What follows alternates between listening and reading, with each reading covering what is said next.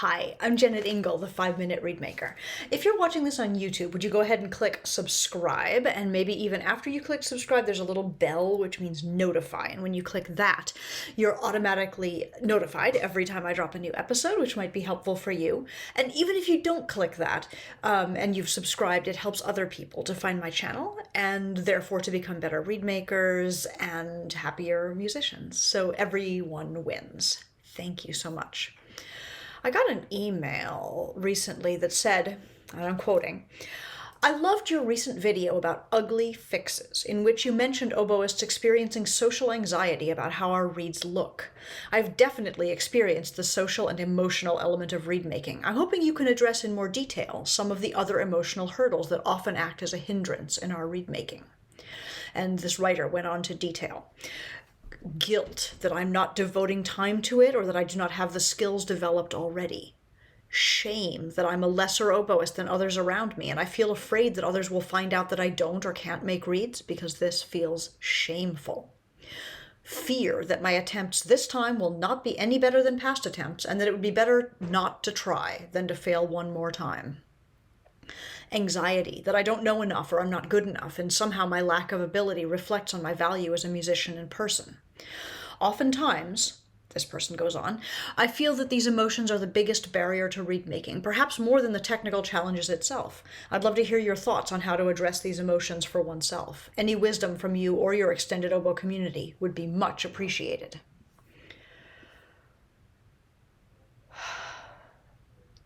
So this is sort of heartbreaking to read. I hate the thought that all of these negative emotions are coming up for this oboist around reed making, a thing that I happen to do easily and daily. But we all have these kinds of feelings and these triggers of our own. And I'm curious, if you're watching this, can you relate to my anonymous oboist? Have you ever felt guilt around the instrument or around reed making? Do you ever feel guilt or shame that you aren't just like better already? I hear you. I hear this. Can I start by just talking about the circumstances a little bit? Reed making is not something that we know about when we first start playing the oboe. They suck us in as young people with the enchanting sound of the oboe, with its rich roll in the orchestra, with its enticing shiny keys. And only later do we realize that half of our time as oboists has to go into carpentry, into reed making. Making reeds is a skill that is undeniably tied to our success as players, but which is completely unrelated. The skills literally are different. Trumpet players, for example, can just use their practice time to practice, but we have to use ours to build the instrument every day. So it is hard. And there are plenty of reasons that you might not be a fantastic reed maker. You may not have been taught it well or clearly, or at a young enough age to make it feel effortless now. You may not have the time to devote to it. Everyone's life is different, but maybe you have an intense career outside of music, or maybe you're raising small humans, or maybe you are working a day job while you're trying to break into a freelance scene or win an audition, and maybe there just aren't enough hours. You might have the time, but prefer to spend it not working on tiny little pieces of damp wood. That just might not be your happy place. In other words, to your first point about guilt, I would love to take that guilt away from you. You get to choose how you spend your time. How important is the oboe to you? And how important is it that you do things the right way, by making your own reeds from scratch as opposed to just buying them and tweaking them for yourself? Are you happy with the amount of time you're spending on the oboe practicing? Do you want to cut that in half to spend more time on reeds, or do you have the time to double it in order to do that? And if not, that is a decision you get to make as a grown-up person. Now, I do advocate for having adjustment skills, being able to put words on what you don't like about your reeds and tweaking them in the moment so that when the weather changes or when you move from venue to venue or when you need something different, you can take care of your needs.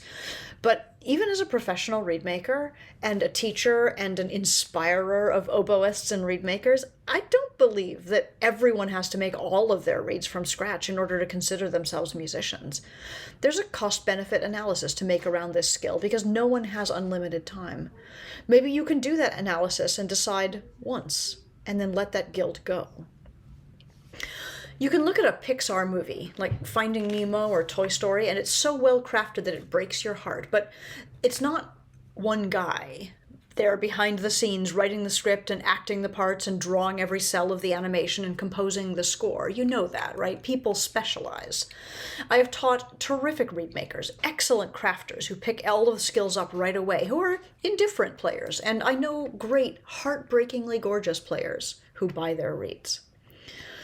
When I say decide once, of course I don't mean that you can't revisit the question later if your circumstances change or if your feelings do. I just mean that you can decide that right now your time is best spent in this way.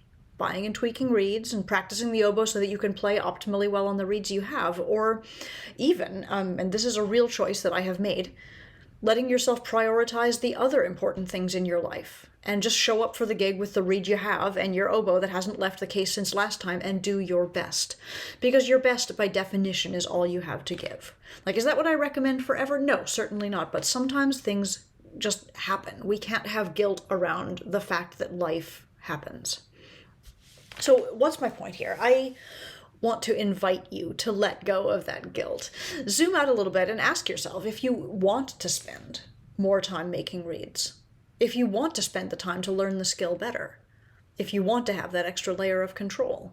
If you don't, if you prefer not to put this burden on yourself right now, that is a choice you get to make, and you have your own reasons for making it.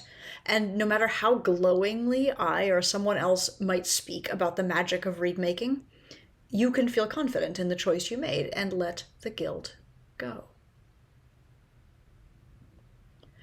Now, listeners, viewers, of course, if you do want to work on this skill, if it does feel important to you to have that control, I can help you. I have my Reed Club, which happens every Monday, and you can join at any time. I have my live Oboe Reed Bootcamp experience, which is open now for registration. It's going to happen over the summer. And I have my Zero to Reedmaker online program, which will run again soon. But these are all choices that you get to make, and I invite you to let go of that guilt in favor of the pleasure of making music in whatever way that is possible for you right now. That is my message. And I guess here's the thing I'd really like to add. There's no shame in being who you are, where you are. That is just literally the fact of who you are and where you are. And there's something so beautiful about being willing to learn, being interested enough and intrigued enough that whether or not it's working for you right now, like you're spending time watching 5-minute Reedmaker videos here on YouTube, that the intrigue of taking better control of your reed making and being more in control of your oboe life. There's something really lovely about being in a learning place, even as a grown-up, even as a person who already is working as a musician and has a job as a musician and is functioning in that world.